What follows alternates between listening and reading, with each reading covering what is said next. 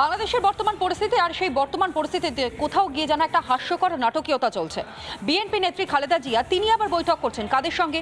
পাকিস্তানের রাষ্ট্রদূতদের সঙ্গে বৈঠক করতে দেখা যাচ্ছে। আবার অনেক সময় এটাও দেখা গিয়েছে বিএনপির যারা প্রতিনিধিরা, যারা নেতা, তারা আবার কখনো চীন অথবা কোথাও অর্থাৎ যে শত্রু দেশ রয়েছে তাদের সঙ্গে হাত মেলাচ্ছে। কোথাও গিয়ে যেন পাকিস্তানের হাত শক্ত করবার কি চেষ্টা চালাচ্ছে বাংলাদেশ, তেমনটারই কি কোনো বার্তা সামনে আসছে?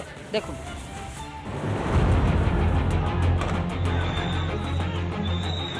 হাসিনা দেশ ছাড়ার পর বাংলাদেশের সীমা ছাড়িয়েছে ভারত বিদ্বেষ, আর তার সঙ্গেই পাল্লা দিয়ে বেড়েছে পাকিস্তান প্রেমও। আমরা প্রয়োজনে সেই পাকিস্তানে ফিরে যাব। এবার সুযোগ বুঝে ময়দানে ঝাঁপালো পাকিস্তান। বাংলাদেশের প্রাক্তন প্রধানমন্ত্রী তথা বিএনপি প্রধান খালেদা জিয়ার বাড়িতে সাক্ষাতে পাকিস্তানের রাষ্ট্রদূত সৈয়দ আহমেদ ফারুক। ৭১-এ পাকিস্তানের বর্বরতার স্মৃতি ভুলানোর চেষ্টা চলছে প্রতিনিয়ত। শেখ মুজিবের বাংলাদেশে আজ রাজাকারদেরই বারবারন্ত।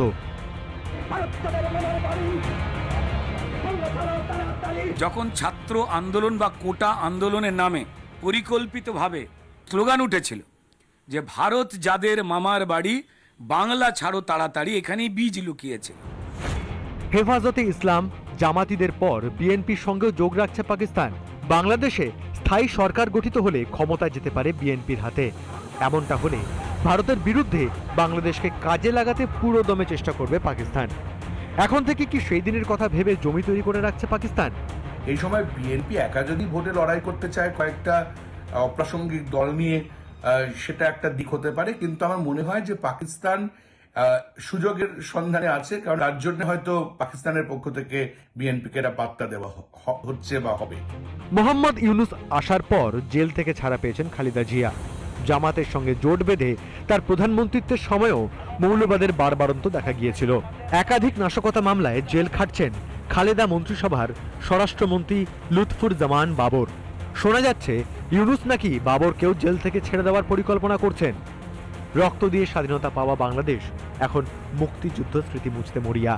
ইউনুসের বাংলাদেশে নতুন করে শেখানো হচ্ছে পাকিস্তান প্রীতি। সমস্ত অবদান ভুলে এখন ভারতের বিরুদ্ধে ষড়যন্ত্র করছে ইউনুসের বাংলাদেশ।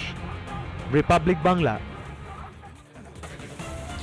বাংলাদেশে হিন্দুদের নির্যাতনের প্রতিবাদে এবার সরব হয়েছেন দিল্লির জামা মসজিদের শাহী ইমাম। স্পষ্টত তিনি উল্লেখ করেছেন, যেখানে শাহী ইমাম সৈয়দ আহমেদ বুখারীর কথা বলা হচ্ছে, ইউনুস প্রশাসন যাতে পদক্ষেপ নেয়, পরিস্থিতি যাতে সামাল দিতে সচেষ্ট হয় এবং ইচ্ছাকৃতভাবে যাতে ইউনুস প্রশাসন তারা কোনো রকমের কোনো সঠিক পদক্ষেপ নেয় সে বিষয়ে তিনি উল্লেখ করেছেন। কিন্তু পাশাপাশি ধর্মনিরপেক্ষ যে সকল রাজনৈতিক দল তারাই বা এখনো পর্যন্ত চুপ কেন? যেখানে মুসলিম ধর্মগুরু তিনি বক্তব্য রাখতে পাচ্ছেন, স্পষ্ট বার্তা দিতে পাচ্ছেন, সেখানে আমাদের এই দেশের, আমাদের এই রাজ্যের যারা ধর্মনিরপেক্ষ রাজনৈতিক দল বলে নিজেদের দাবি করে তারা এখনো পর্যন্ত চুপ। কিন্তু কেন?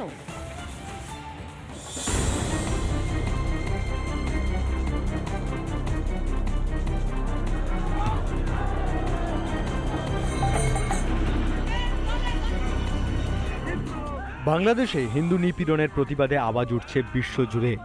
ভারতেও দলমত নির্বিশেষে প্রতিবাদে নেমেছে সর্বস্তরের মানুষ। এবার বাংলাদেশ নিয়ে মুখ খুললেন দিল্লির জামা মসজিদের শাহী ইমাম সৈয়দ আহমেদ বুখারী। বাংলাদেশে হিন্দু নিপীড়ন নিন্দাজনক, এখনই তা বন্ধ হওয়া দরকার। এসব ঘটনার কোনো সাফাই হতে পারে না।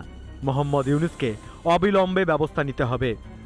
ইসলামে বিশ্বাসী ভাইরা যারা এই ধরনের প্রতিক্রিয়া দিয়েছেন, আমি আমার হৃদয়ের অন্তঃস্থল থেকে তাদের প্রণাম জানাই। এটাই আমাদের পশ্চিমবঙ্গ, এটাই আমাদের ভারতবর্ষ। কোনো ভনিতা নয়, হিন্দু বলতে গিয়ে ঢোক গেলা নয়, সাদাকে সাদা, কালোকে কালো বলা। স্পষ্টভাবে হিন্দুদের কথা উল্লেখ করে প্রতিবাদ জানাচ্ছেন খোদ জামা মসজিদের শাহী ইমামও। অথচ ভাড়ে মা ভবানী বাম কংগ্রেসের হিন্দুদের কথা বলতে গিয়ে কাঁটা ফুটছে।